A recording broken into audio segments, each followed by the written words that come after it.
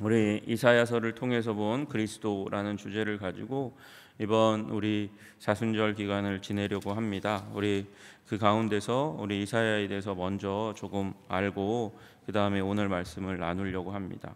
이사야서 1장 1절에 보면 유다 왕 우시야와 요담과 아하스와 히스기야 시대에 아모스의 아들 이사야가 본 유다와 예루살렘에 관하여 본 계시라, 이렇게 말씀하고 있어요. 여러분, 1장 1절, 이사야서 1장 1절만큼 정확하게 이사야가 어느 시대 가운데 사역했는지, 무엇을 위해서 사역했는지에 대해서 딱 이렇게 축약적으로 나타내는 구절이 없습니다. 여러분, 이 아버지가 아모스고요. 아모스, 선지자 아모스가 아니라 철자가 약간 틀립니다. 아모스의 아들 이사야가 어느 시대에 있었냐? 우시야 시대부터 그렇게 예언 활동을 시작했다, 이렇게 이야기하고 있습니다. 그래서 유다 왕 우시야, 그 다음에 요담, 아하스, 히스기야, 굉장히 긴 기간입니다. 약 40년 정도 되는, 40년에서 50년 정도 되는 기간을 그가 섬기고 살았습니다. 그때의 예언 활동을 할 때의 중심 주제가 유다와 예루살렘이었습니다. 8세기의 선지자가 아주 걸출한 선지자가 있었어요.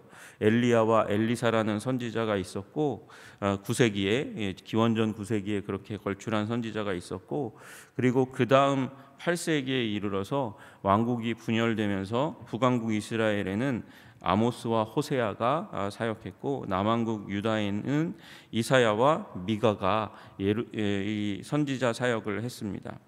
이사야 선지자를 보면은 그는 정치적인 사건들 그리고 외교 사안들에 대해서 굉장히 정통하고 깊은 식견을 가지고 있습니다. 그래서 왕족이거나 예루살렘을 이끌어가는 상류층과 아주 긴밀하거나 아니면 그 속에 속해 있었던 사람이었음이 틀림이 없다, 그렇게 많이들 이야기합니다.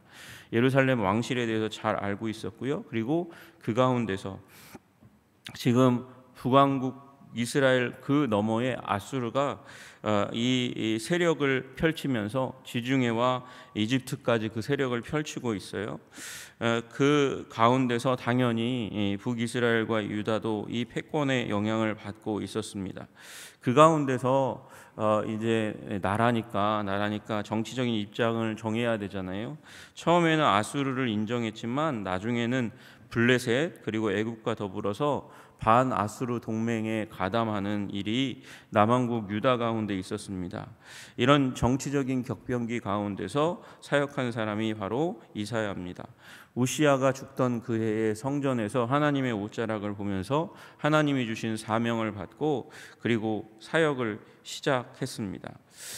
여러분, 그런데 이 이사야가 나중에 요 사역을 하고 나서 은퇴했을 때, 그때 아마 므낫세 때에 그가 이제 그 탈무드나 초대 교부들의 기록에 의하면 그때에 아마 므낫세가 아주 가혹한 종교 탄압 정책을 펼치면서 그때에 아마 순교했을 것으로 그렇게 생각됩니다. 여러분, 히브리서 11장 보시면 11장 37절에 보면 믿음의 사람들에 대해서 쭉 나오는데 그 중에 하나가 톱으로 켜서 톱에 의해서 잘려져서 죽은 사람에 대한 얘기가 나오잖아요. 근데 성경 어디에도 그 사람이 잘 안 보여요. 아마도 이사야가 므낫세의 그 통치, 가혹한 통치 가운데서 아마 그렇게 순교했을 것으로 그렇게 보고 있습니다. 여러분, 그런데 이 이사야가 왜 유명하게 되었냐 하면 이사야의 말씀 때문이에요. 이 66장에 걸친 아주 긴 말씀이 이제 이사야의 권위 아래서 선포된 것으로 그렇게 이해되고 있는데, 그런데 그가 생전에 했던 그 예언 가운데서 많은 것들이 그가 살아있을 때 또 죽었을 때에 성취되었어요. 그러니까 여러분, 예언이 성취되면 사람들이 깜짝깜짝 놀라지 않습니까?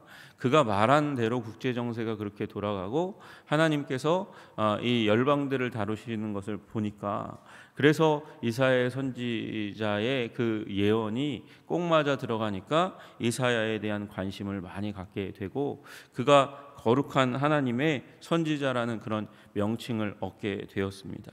여러분, 그리고 또 하나, 이제 그 이후에 오고 오는 세대가 또 이 이사야서를 쭉 보면서 예수 그리스도와 예수 그리스도의 나라에 대한 예언이 너무도 잘 성취되고 있기 때문에 깜짝 놀라며 그의 예언에 주목하는 것이죠. 여러분, 이사야 선지자의 말씀을 통해서 그 당시에 해법을 얻었고, 그리고 우리도 큰 유익을 얻고 있다는 사실을 우리는 너무나 잘 알고 있습니다. 이사야서 53장을 정점으로 해서 예수님에 대한 예언의 메시지, 그리스도의 나라에 대한 메시지가 이 이사야 가운데 가득히 있습니다.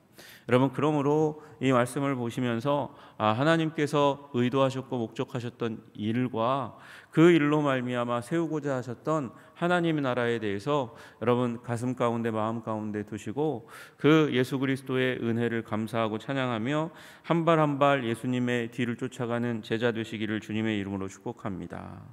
여러분, 오늘 말씀의 시작은 이제 아모스의 아들 이사야가 받은 유다와 예루살렘에 관한 말씀이라 이렇게 하면서 시작합니다. 그러니까 이사야서는요, 이사야가 했던 예언의 말씀을 이제 한 편 한 편씩 모아둔 건데, 아마 2장 1절은 여기 새롭게 모아둔 이사야의 말씀의 시작이라는 것을 의미합니다. 여러분, 그리고 나서 뒤로 가면 이제 심판에 대해서 말씀하세요. 다 아시다시피 3927이 이제 우리 신구약 성경의 개수잖아요. 그리고 이상하게도 하나님이 섭리하고 계획하셨는지 여러분 장절을 나누는 그것에 의해서 66장이 나누어졌는데, 이사야서도 마찬가지로 3927에서 앞에 39절은 물론 위로도 담겨져 있고 여러 가지 부분이 있지만 하나님의 심판에 대한 부분이 두드러지고, 그 이후에 이제 말씀은 40장부터 66장까지는 하나님의 위로가 주로 담겨져 있는데, 여러분 그 가운데서도 2장 한 묶음의 시작되는 2장 첫머리에 하나님께서는 우리에게 하나님의 나라에 대한 꿈을 꾸도록 말씀하시면서 위로하시는 것 같아요. 보세요. 말일에 여호와의 전의 산이 모든 산 꼭대기에 굳게 설 것이며 말씀하십니다. 말일, 어떤 이 이후에 마지막 날에 속한 그 자리에 무슨 일이 일어날 건가? 여호와의 전의 산이 모든 산 꼭대기 위에 굳게 설 것이라는 것입니다. 여러분, 이건 물리적으로 굳게 선다는 것이 아닙니다. 물리적으로 높아진다는 것을 의미하는 게 아니에요. 예루살렘은 낮은 산입니다. 약 800m 정도밖에 되지 않는 그런 낮은 산입니다. 그 산이 모든 산 위에 물리적으로 높아지려면 지각 변동이 일어나야 되죠. 천지개벽이 일어나야 됩니다. 여러분, 그러면 사람들이 죽습니다. 그런 일이 아니라 그 시온산, 성전산이 전 세계적인 권위를 갖게 될 것이라고 말씀하시는 것이죠. 모든 산 위에 선다는 말은 모든 종교와 사상을 제압하고 위에 서게 하시는 놀라운 일이 일어날 것이라고 말씀하시는 거예요. 말일에 여호와의 전의 산이 모든 산 꼭대기 위에 굳게 설 것이요 모든 작은 산 위에 뛰어나리니 만방이 그리로 모여들 것이라. 그래서 그 하나님의 산, 그 시온산이 모든 산 위에 굳게 서서 만방이 그 산으로 몰려드는 일들이 일어나게 될 것이다, 이렇게 말씀하고 계세요. 여러분, 3절에 보니까 많은 백성이 가며 이렇게 되어 있습니다. 그들이 뭐라고 하나 보세요. 오라, 우리가 여호와의 산에 오르며 야곱의 하나님의 전에 이르자. 그가 그의 길을 우리에게 가르치실 것이라. 우리가 그 길로 행하리라 하리니 이는 율법이 시온에서부터 나올 것이요 여호와의 말씀이 예루살렘에서부터 나올 것임이라 말씀하세요. 여러분, 여기에서 3절에 많은 백성이라고 되어 있습니다. 여러분, 여기 많은 백성을 영어로 보면 many peoples라고 되어 있어요. 많은 민족들이라는 말이에요. 많은 민족들이 이야기합니다. 오라, 우리가 여호와의 산에 오르자. 여러분, 이 여호와의 산은 하나님의 권위가 높아진 그런 시온산을 의미하는 것이 아니라 모든 나라 모든 민족 위에 높아진 하나님이 통치하시는 나라, 하나님 나라를 말씀하는 거예요.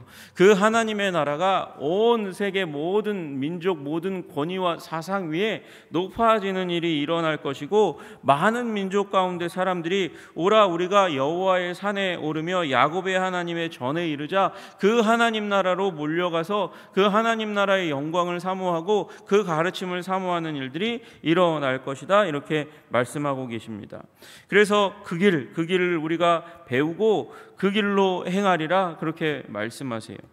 율법이 어디서부터 나온다고요? 시온에서부터 나오고 여호와의 말씀이 예루살렘으로부터 나올 것입니다. 여러분, 그러니까 이 하나님 나라 운동, 우리 시온산 높아지는 산을 하나님 나라로, 그냥 물리적인 지금 있는 예루살렘이 아니라 하나님의 나라로 친다고 하면 그 하나님의 나라의 가르침이 어디서부터요? 예루살렘으로부터 시작해서 그래서 점점 세상 가운데 넓어지고 확장될 것이라고 말씀하시는 것이죠. 여러분, 예수님께서 누가복음 24장에 보시면 누가복음 24장에 제자들에게 말씀하십니다. 제자들에게 예루살렘을 떠나지 말고 약속하신 바 성령을 기다리라고 말씀하세요. 왜 그렇습니까? 예루살렘으로부터 시작해서 하나님의 가르침, 하나님 나라의 가르침이 세상 가운데 흘러가고 퍼져갈 것이기 때문에 그래요.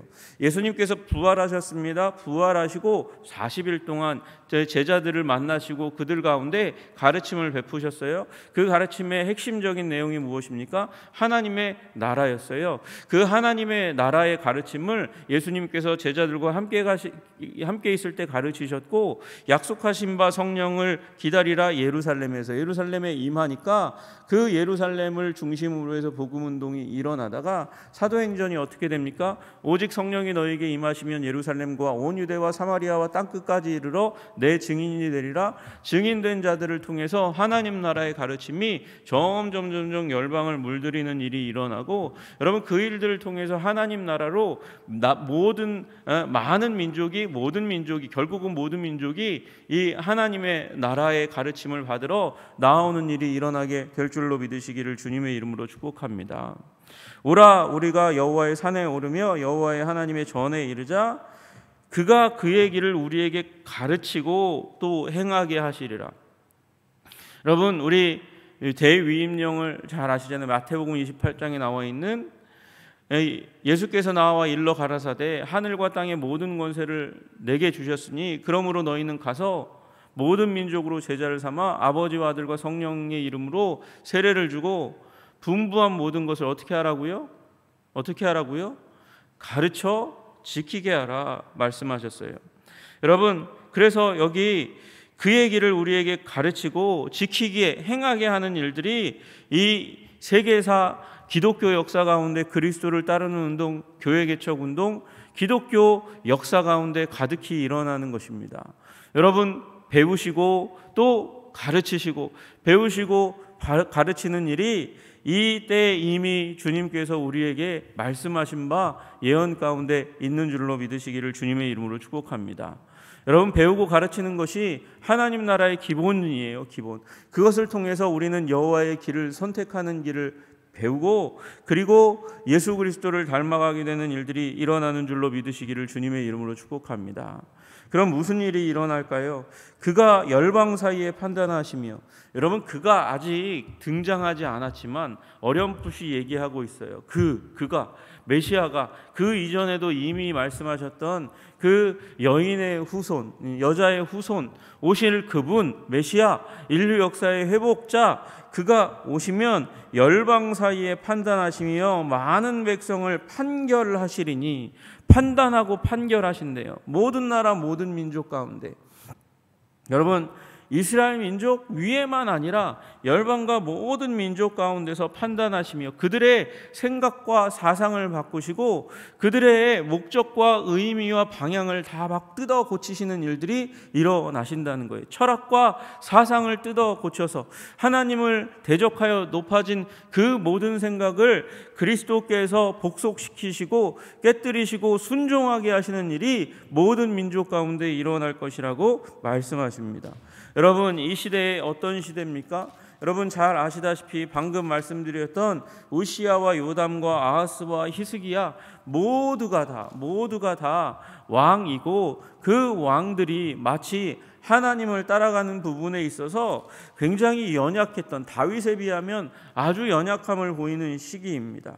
여러분, 그 가운데 신정국가라고 하나님께서 세워주셨는데, 그리고 인간 왕이 다스리는 것이 얼마나 위험한 것인지를 사울이 왕으로 등극할 때 알려주었잖아요. 여러분, 아무리 왕이 하나님과 가까이 있는다 해도, 여러분 지금 이제 점점 다윗의 시대를 벗어나서 나아가는 남유다, 비교적 그래도 북이스라엘에 비해서 안정되어 있는 나라라 해도 왕들이 하나님으로부터 떠나 있고 그 멀리 있는 부분들이 경향이란 말이죠. 경향.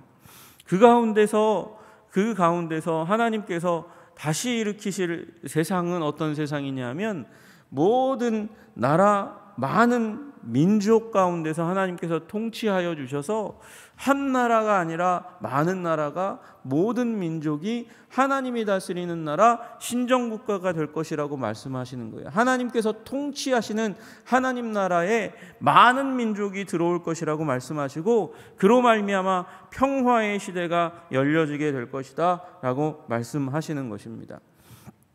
여러분, 이 4절 후반절에 무리가 그들의 칼을 쳐서 보습을 만들고 창을 쳐서 낫을 만들 것이며, 이 나라와 저 나라가 다시는 칼을 들고 서로 치지 아니하며 다시는 전쟁을 연습하지 아니하리라.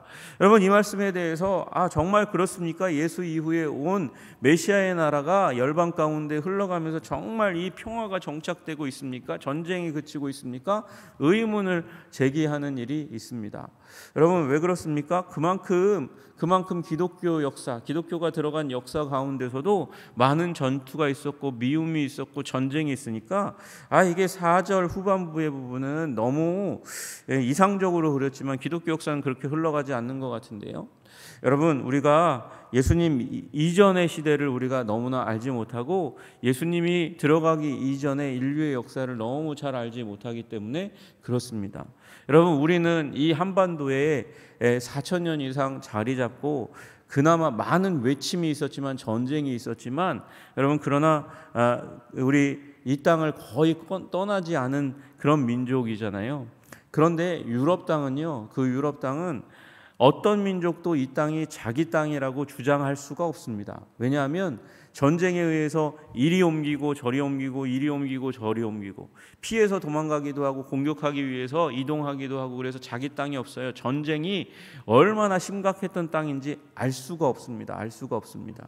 여러분, 이 아브라함과 그의 후손들도 국제적인 정세 가운데 언제나 전쟁에 시달리잖아요. 아수르가 끝장나면 그 다음에 바벨론이 나오고, 바벨론이 끝장나면 바사가 나오고, 바사가 끝나면 헬라 제국이 나오고, 헬라 제국이 끝나면 로마가 쳐나오고, 그러면서 세상을 온통 전쟁으로 물들여요.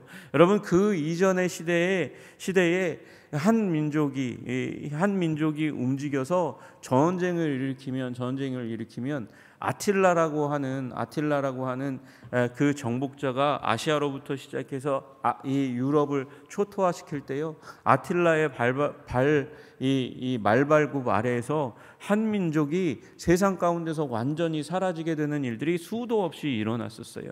여러분, 그러니까 그 이전의 전쟁의 시대와 달리 예수 그리스도 이후에는 그래도 전쟁을 해도 평화와 협정을 맺고, 그리고 전쟁을 점점 그쳐가고, 여러분, 우리 민족사, 우리 민족만 딱 볼 때 우리 민족사 역사 가운데서도 이만큼 오랫동안 전쟁 없이, 여러분 6.25 이후에 전쟁 없이, 이렇게 전쟁의 위협은 있지만 전쟁 없이 살아가는 하나님의 은혜 가운데 있게 되는 것이에요. 여러분, 메시아의 나라가 평화의 나라인 줄로 믿으시기를 주님의 이름으로 축복합니다. 여러분, 그래서 여러분들도 이 하나님의 통치 가운데 있으면 전쟁을 포기하는 거예요. 미움을 포기하고 복수를 포기하고 용서하고 사랑하는 일들이 일어나게 되는 줄로 믿으시기를 주님의 이름으로 축복합니다.